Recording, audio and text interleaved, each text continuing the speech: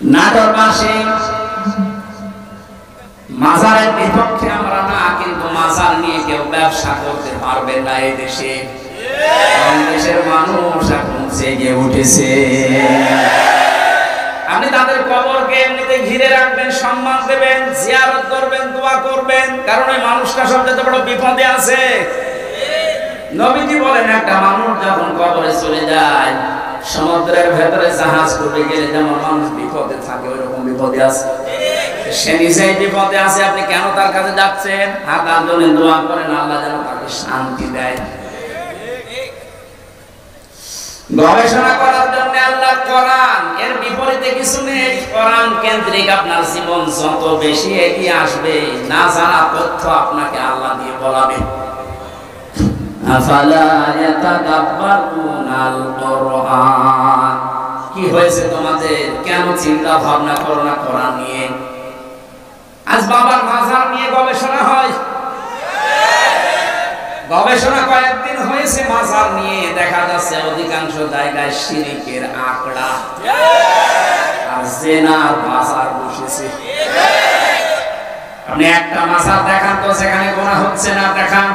কিছু না কিছু হলেও অন্তত সেজদা দিচ্ছে। এই জন্যই তো দেশের হক্কানি আলেমরা এত লেগে গেছে যে আমাদের সামনে প্রকাশ্য শিরক হবে আর আমরা আঙ্গুল চষবো না, এইটা আগে দূর করেন। মাওলানা মামুনুল হক জেলখানায় থাকতেও আমাকে বলেছিল, হামজা বাইরে যদি যেতে পারি এই শিরকের আস্থা রাখবো না। বক্তব্য দিয়েছে, কোরআন হাদিসের সাথে যে কবর যে মাজার মেলে না, ওটা ভেঙে গুড়িয়ে দিয়ে আমার মনে হয় শুরু হয়ে গেছে। এটা যদি চালু থাকে, আর যারা গাঁজা খেয়ে আজ মিছিল করছে, এই গাঁজা খোরগুলো বুঝতে পারছে ওরা কোথায় যাচ্ছে। কুষ্টিয়ায় লালনের মাজার নিয়ে লালন একাডেমি খোলা আছে, লালন ইনস্টিটিউট বানানো আছে, লালন গবেষণাগার আছে। অথচ একটা আয়াত নিয়ে যদি বলা যায় যে ভাই একটা গবেষণাগার তৈরি করেন, তখন বলে অর্থের অপচয় হবে। কি পেয়েছেন মাজারে? এখানে দেখেন তো কয়েকটা আলেম আছে, জিজ্ঞাসা করেন, আমি হাদিস পড়েছি কিয়ামতের ময়দানে সবচেয়ে বেশি আল্লাহ অপমান করবে, শাস্তি দেবে দুই প্রকার মানুষকে। এক প্রকার মানুষ যারা দুনিয়ায় মাজারের খাদেম, তুমি আর খেদমত করার জায়গা পাচ্ছ, ও মরে গেছে, ওর কবর বানিয়ে ব্যবসার জন্য খেদমতে লেগেছে। ওটা কোনো খেদমত না, ওটা একটা ব্যবসা। ये हाल तेरा जाल है, मकसूद मेरा माल है, ये आजिद तेरा ताल है। এই কথা বসে একটা জানা থাকে, সূর্য যখন উঠেছে যত শিরিকা দেশে আছে সবগুলো যেন মাটির সাথে মিশে যায়।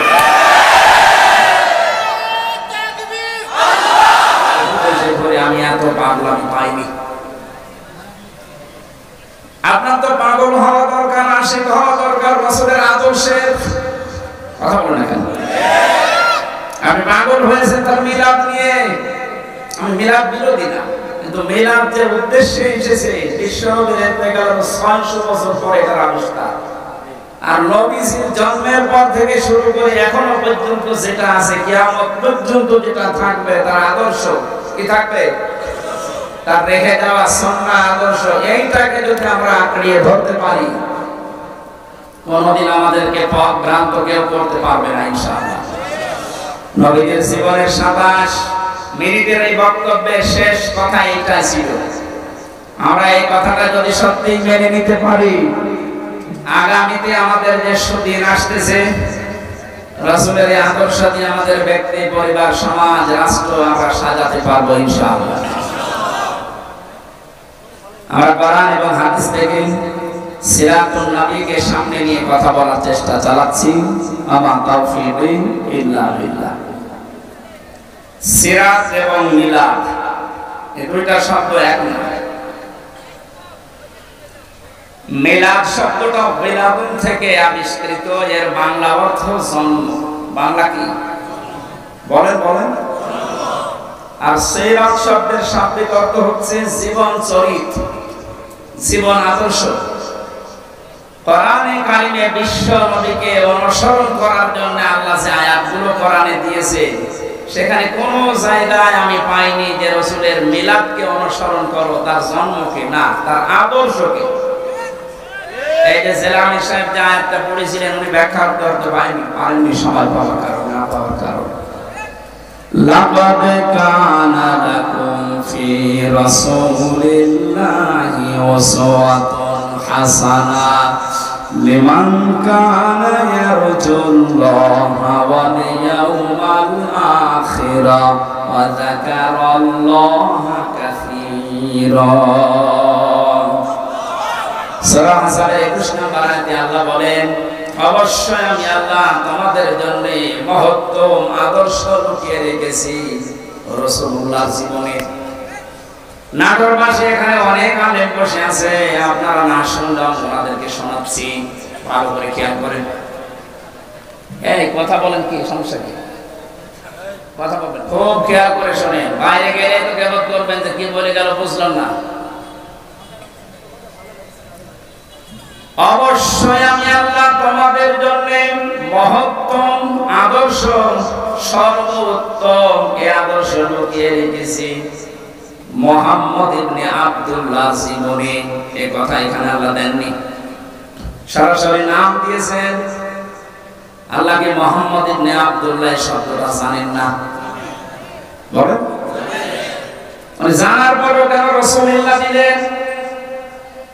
ফি রাসূলিল্লাহি, রাসূলুল্লাহর জীবনে, আল্লাহর রাসূলের জীবনের ভেতরে তোমাদের মহত্তম আদর্শ লুকিয়ে রেখেছি। এখানে একটা পাগলেও জানে মুহাম্মদ ইবনে আব্দুল্লাহ তিনি রাসূলুল্লাহ হয়েছিলেন ঘোষণা অনুযায়ী, কোরআনে বর্ণিত 40 বছর বয়স। যদিও জন্মের আগে, পৃথিবী তৈরি হওয়ার আগে ওনাকে যখন আল্লাহ বানিয়েছে ওই সময় থেকে তিনি নবী, কিন্তু ঘোষণাটা আসতে সর্বশেষ যেহেতু এই জন্য ঘোষণা হয়েছে ওনার 40 বছরে। জন্মের পর থেকে ওনাকে কেউ নবী বলে ডাকতো, রাসূল বলে? 1 থেকে 40 বছর পর্যন্ত ওনাকে মানুষ দেখেছে, না ডাকে না? কি ডাকতো? আল আমিন, আস-সাদিক। এই কথাগুলো ওনাকে পুরো আরব জানে, মানুষ জানতো জন্য আল আমিন, আস-সাদিক, বিশ্বাসী, আমানতদার। কিন্তু রাসূলুল্লাহ বা নবী এই কথা কেউ 40 বছরের আগে বলে নাই। তাহলে আগে উনি কি ভালো কাজ দুনিয়ায় করেন নাই? 17 বছর বয়সে তিনি হিলফুল ফজল, শান্তির সংঘ গঠন করে বহু উপকার করেছেন মানুষের। পরিবারে, সমাজে, রাষ্ট্রের বহু ভালো ভালো কাজে আঞ্জাম দিয়েছিলেন। এই কাজগুলো তিনি করেছিলেন মুহাম্মদ ইবনে আব্দুল্লাহ হিসাবে। কিন্তু যখন রাসূলুল্লাহ হয়ে গেলেন 40 বছর বয়সে, এই মানুষটার কাজও পাল্টিয়ে গেল। মানুষ কিন্তু একই আছে, 17 থেকে 40, এই যে 23 বছর, আর 40 থেকে 63, এইটাও 23 বছর। কথা বলেন, আগেও 23, পরেও 23। যখন তিনি কাজ করা আরম্ভ করেছিলেন ওই সময় তার বয়স 17। 40 বছর একাধারে বিভিন্ন সংগঠন তৈরি করে চেষ্টা চালিয়েছেন, কিন্তু কাঙ্ক্ষিত মানের শান্তি আনতে পারেন না। যদিও সংঘর নাম দিয়েছিলেন হিলফুল ফুজুল, শান্তির সংঘ, শান্তি কায়েম করতে পারেন না। তার একটাই শর্ত হচ্ছে তিনি এই 23 বছরে কোরআনে কারিম পান নাই। কোরআন না পেলে এত বড় মহামানব শান্তি 100 ভাগ কায়েম করতে পারেননি। যখন তিনি 40 বছরে কোরআন পেয়েছে, বাকি 23 বছর 63, 40 থেকে 63, এই 23 বছরে এমন শান্তি স্থাপন করেছিলেন, ঘোষণায় দিয়ে গিয়েছেন খায়রুল কুরুনি করনি, আমার যুগ শ্রেষ্ঠ যুগ। যেটা থাকলে শান্তি স্থাপন করা যায়, কায়েম করা যায়, তার নাম কোরআন। কথা বুঝতেছে? কি মনে হচ্ছে আপনার? কোরআন বাদ দিয়ে এত বড় মহামানব, এত বড় চরিত্রের অধিকারী মানুষ যাকে আপনি কোন কেনারা পাবেন না অনুসরণ করে আসীম শব্দ আল্লাহ দিয়েছেন তার নামে ওয়া ইন্নাকা লাআলা খুলুকিন আযীম হে নবী আপনি মহান চরিত্রের উপরে প্রতিষ্ঠিত আমার এই নামটা আমি কোন নবীকে দেইনি আসীম এটা আপনাকে আমি আল্লাহ দিলাম আমার কোরআনের জন্য আমি এই নামটা দিয়েছি আসীম হ্যাঁ ইব্রাহিম নবীর সন্তান হযরত ইসমাঈলকে আমি ডাক দিয়েছিলাম গোলামিন হালিম আমার সহনশীল ধৈর্যশীল বান্দা কিন্তু আমি আসীম দেইনি সে এত বড় ধৈর্যের পরীক্ষা দেওয়ার পর আমি তাকে আসীম বলি নাই বলেছি হালিম কি বলেছি তার এক সন্তান ছিল ইসহাক তাকেও আমি আল্লাহ আসীম বলি নাই তাকে বলেছিলাম গোলামিন হালিম আমার জ্ঞানী বান্দা কিন্তু আপনার চরিত্র এত উপরে কিয়ামত পর্যন্ত মানুষ শুধু অনুসরণ করে যাবে কোনো কিনারা খুঁজে পাবে না এই মহামানব মহান চরিত্রের অধিকারী মানুষ আপনি চিন্তা করে দেখেন 23টা বছর চেষ্টা চালালেন সংগঠন তৈরি করে তাও পারেননি এত বড় মহারথী যদি না পারে পৃথিবীর আর কে পারবে কোরআন ছাড়া শান্তি স্থাপন করতে এই জন্য তো 53 বছরে বহু সংগঠন চেষ্টা চালাচ্ছে বহু চেষ্টা করেছে 53 বছরে কোরআনে কারীম নেই কোরআনের কর্মসূচি আমরা বাস্তবে দেখতে পাইনি এজন্য শান্তির পরিবর্তে অশান্তি বেড়ে গেছে যেটা প্রমাণ আমরা পেয়ে গেছি এখন আর ভুল করব না নবীজির বাকি 23 বছরে যে কোরআন হাতে নিয়ে তিনি চেষ্টা করে খায়রুল কুরুনি কর্ণী উপহার দিলেন ওটা যদি দেশে আমরা দেখতে চাই আমাদেরও কোরআনের কাছে আসা লাগবে কথার অর্থ যদি বুঝে থাকেন মাহফিল সাকসেস কোরআন ছাড়া শান্তির জায়গা আর নেই সে যে সূরাতে আসুক না কেন ও তো ধোঁকা যদি আবার বাবা কবর থেকে আসে স্বামী আসে চাচা আবার যদি আসে সব ধোঁকা কারণ কোরআন নেই মান ক্বালা বিহি সাদাকা যারা কোরআন দিয়ে কথা বলবে নবীজি বলেন এরাই কেবল সত্য কথা বলে বিভিন্ন মঞ্চে আমরা অনেকের ভাষণ শুনি কোরআন নেই আর কোরআন যদি বলে ও উল্টাপাল্টা ব্যাখ্যা করে আমরা কিছু মানুষের কোরআনের আয়াত শুনেছি বলতে বলে লাকুম দীনুকুম ওয়ালিয়া দীন রাহুল বুখারী আয়াত পড়েছে কি কোরআন কিসে আর নাম বসে কিসে আয়াত পড়ছে কোরআনে আর নাম বসে বুখারী অথচ কোরআনে কারিমে কত স্পষ্ট ভাবে ধারালো জোরালো ভাবে আল্লাহ জানিয়েছেন ওয়ালাউ তাকাওয়ালা আলাইনা বা'দাল আকাবিন লা আখাযনা মিনহু বিল-ইয়ামিন সুম্মা লাকাতা'না মিনহুল ওয়াতিন সূরা হাক্কাতের 44 45 46 নম্বর আয়াত আল্লাহ পাক বলেন হে নবী আমার কোরআনের ভেতরে যদি নিজের কোনো কথা আমার নামে চালিয়ে দিতেন যে এটা আল্লাহ বলেছে যেমন উনি বলল লাকুম দীনুকুম ওয়ালিয়া দীন রাহুল বুখারী কথা আল্লাহ চালাচ্ছে নবীজির নামে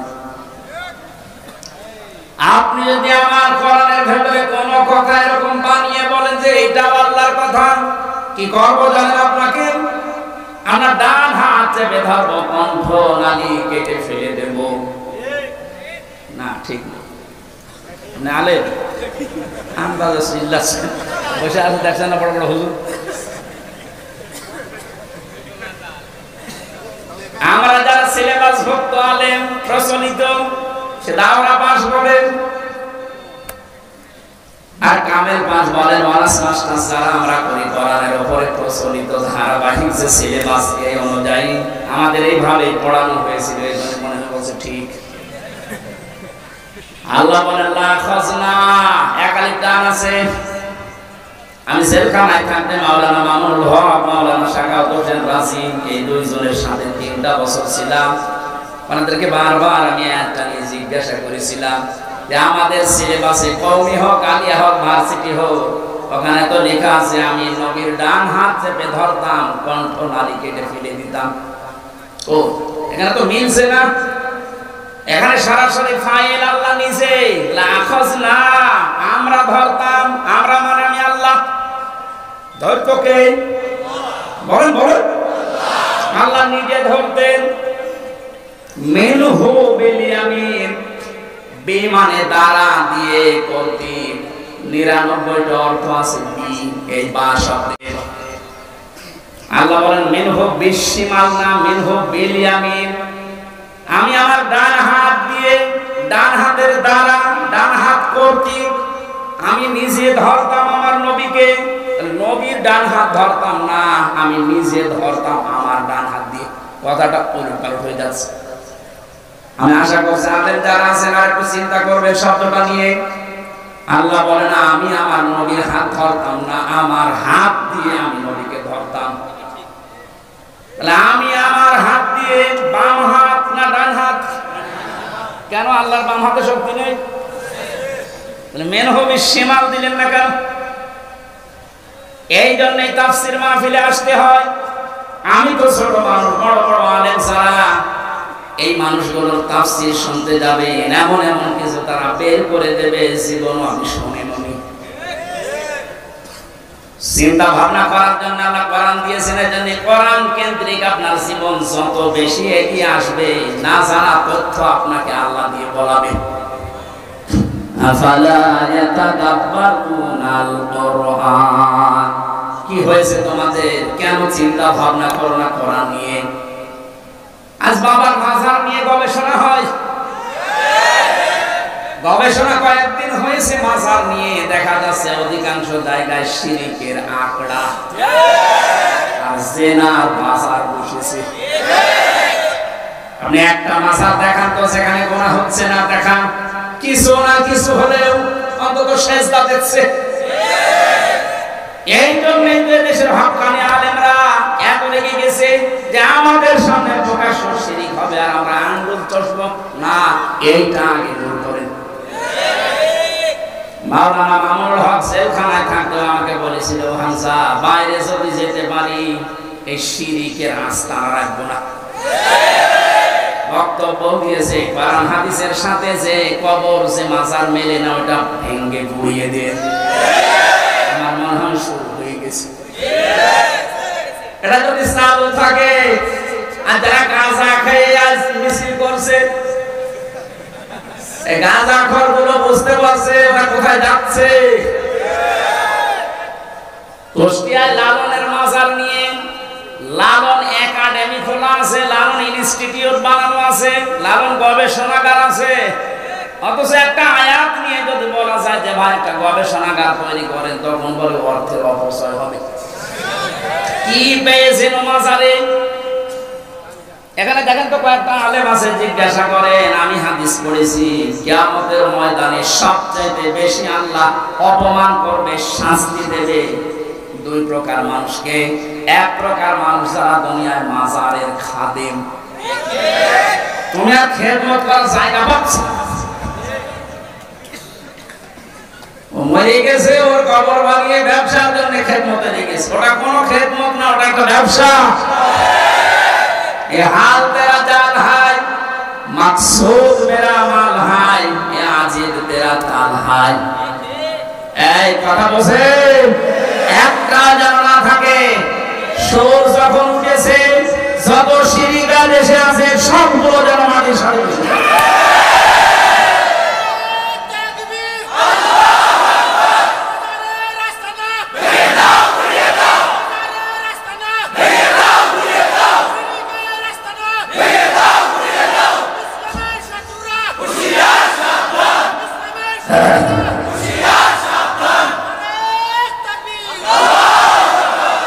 মাজার বলতে কবর, সেটা নবীদের কবর, সাহাবীদের কবর, আল্লাহর ওলিদের কবর আমরা সম্মান করি, সেটা ঘিরে রাখি, কোনো ইহানত যেন না হয়, অপমান না হয়, অপদস্থ না হয়। তাই বলে সেখানে আপনি সেজদা দেবেন, পুরা হাদিসের বিরুদ্ধে। লা তাত্তাখিযুল কুবুর মাসাজিদা, কবরকে সেজদার জায়গা বানিও না।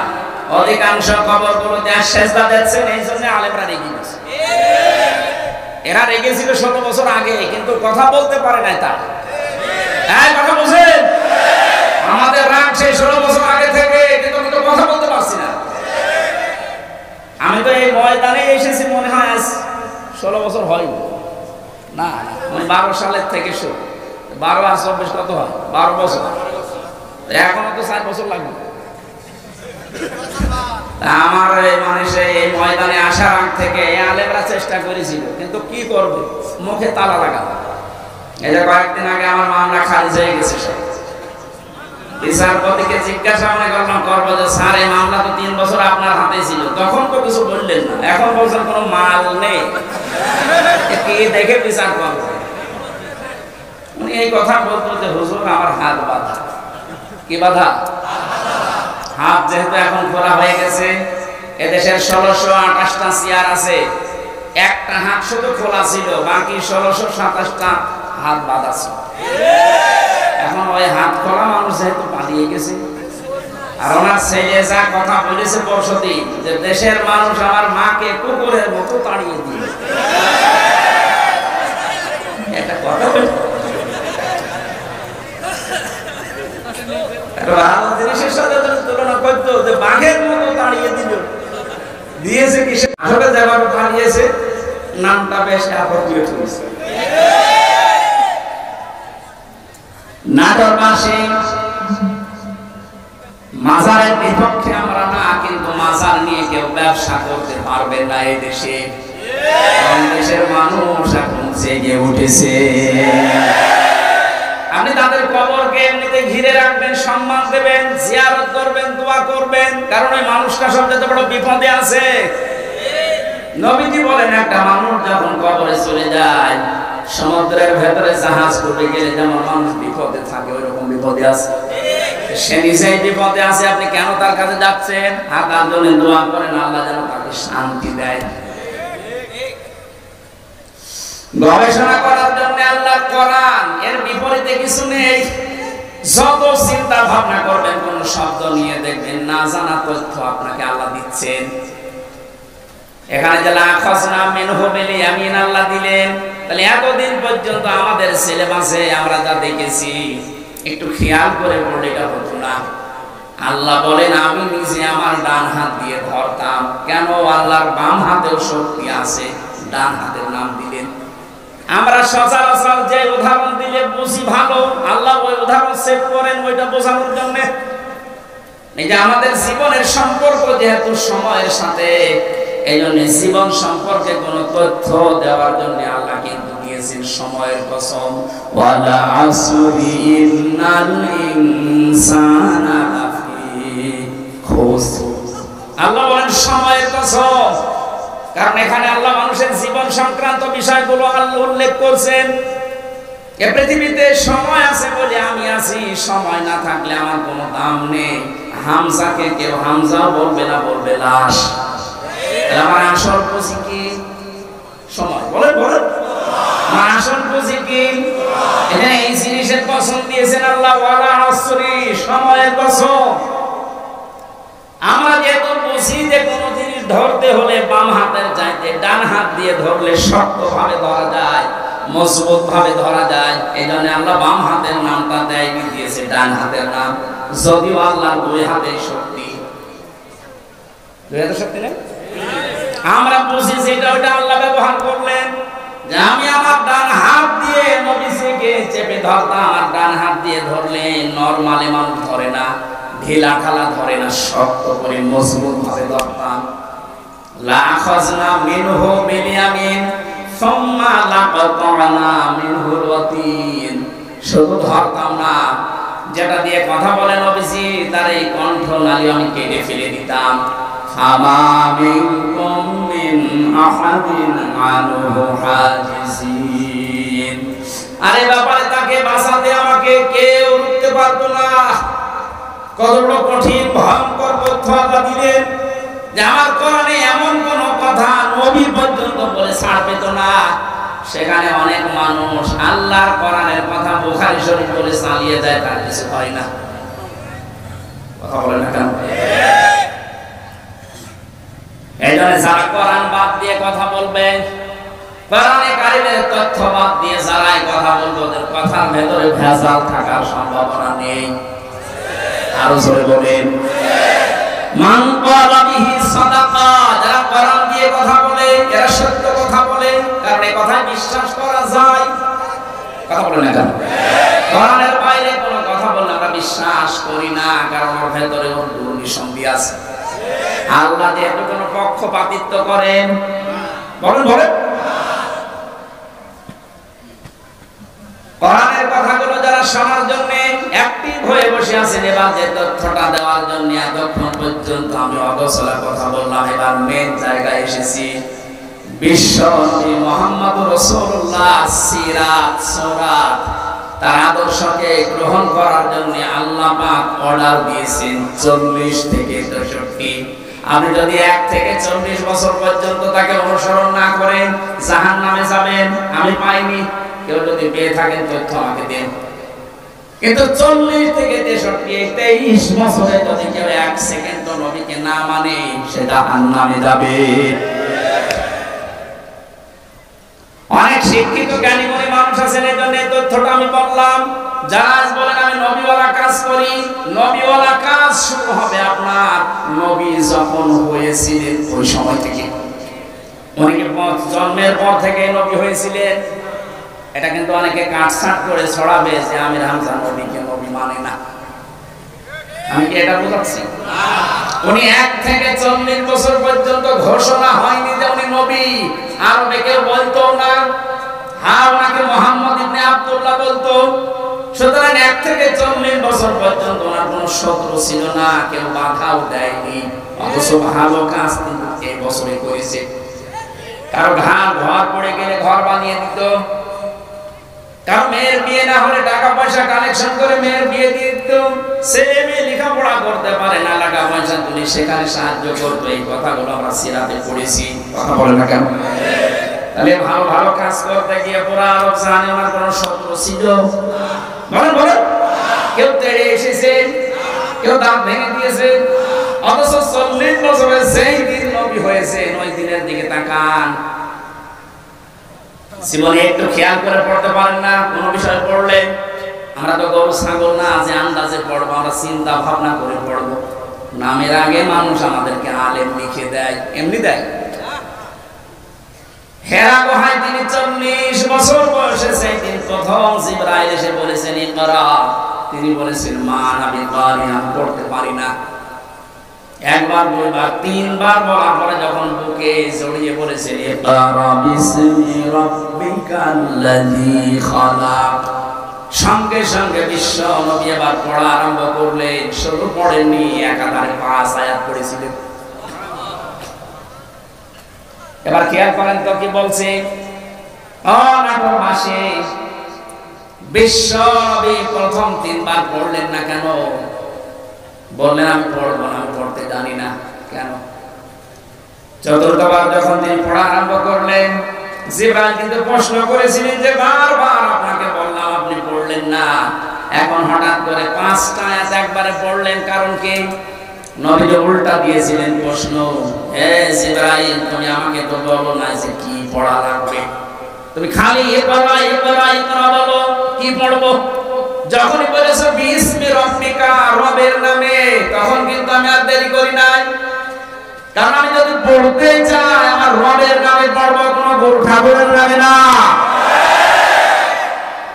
এতক্ষণ পর্যন্ত যদি বলতে বিসমি রাব্বিকা রবের নামে পড়ে, আমি তো আরম্ভ করে দিতাম।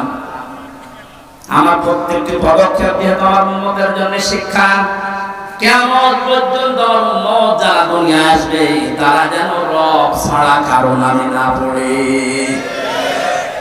নবীর উম্মতেরা 96% মুসলমান এই দেশে আমরা নবীর উম্মত বলে দাবি করছি, অথচ 16 বছরের শিক্ষা ব্যবস্থা কোথায় নামিয়েছে? রবের নামে যে পড়াশোনা করছিল সেগুলো তুলে দিয়েছে, আর চেষ্টা চালাচ্ছিল। আল্লাহ দয়া করে যদি আমাদেরকে স্বাধীনতা না দিত, আমার মনে হয় যা অবস্থা শুরু হয়েছিল। কয়েকদিন আগে দেখলাম সুনামগঞ্জে ইসলাম শিক্ষা পড়াচ্ছে একটা হিন্দু স্যার। আপনি চিন্তা করতে পারেন কোথায় শিক্ষা নিয়েছে? মুসলমানদের 96% এই দেশে বসবাস, মুসলমানদের ছেলে মেয়েরা সব সামনে, আর ইসলাম শিক্ষা পড়াচ্ছে একটা হিন্দু টিচার। মুসলমান পাচ্ছেন না আপনি? সে আমাদের ধর্ম সম্পর্কে কি জানবে বলেন? আমরা আল্লাহরে বিশ্বাস করে না, সে আমার রাসূলকে সে মানে না, সে কি পড়াবে? কোথায় নেমেছিল? আমি আর নিচে নামলাম না, কারণ আপনার নিচের খবর সব আপনারা জানেন। বাস্তব এটা, এখন থেকে আজকে সিদ্ধান্ত পাল্টিয়ে যান। ধর্ম উপদেষ্টা ডক্টর আফামা খালিদ সাহেব দায়িত্ব নেওয়ার পর থেকে বারবার বলছে, আমরা শিক্ষা ব্যবস্থায় আগে নবীর ওই জীবনী, সাহাবীদের আবু বকরের জীবনী আবার নিয়ে আসতে চাই। কারণ এগুলোর ভেতরে যে শিক্ষা আছে, মানুষের ভেতরে এগুলো থাকলে মানুষ মানুষ হবে। বলুন, আর বাবার জীবনী পড়ে আমি করবো কি? কারণ বাবার জীবনী আমার কাছে পরিষ্কার না, সে ছোটবেলায় কি করেছিল আমি জানি না। এমনকি তার মা বাবা ঠিক আছে কিনা তাও আমরা জানি না। এটা মনে হয় বেশি বলে ফেলে। না না, বেশি বলে না। আমি কিছুক্ষণ আগে পড়ে আসলাম, আমার ফাঁসি চাই, বীর মুক্তিযোদ্ধা মতিয়ার রহমান মিন্টুর লেখা। আপনি পড়ে দেখেন, ও লোকটা নিজে নিজে ফাঁসি চাচ্ছে এমনি।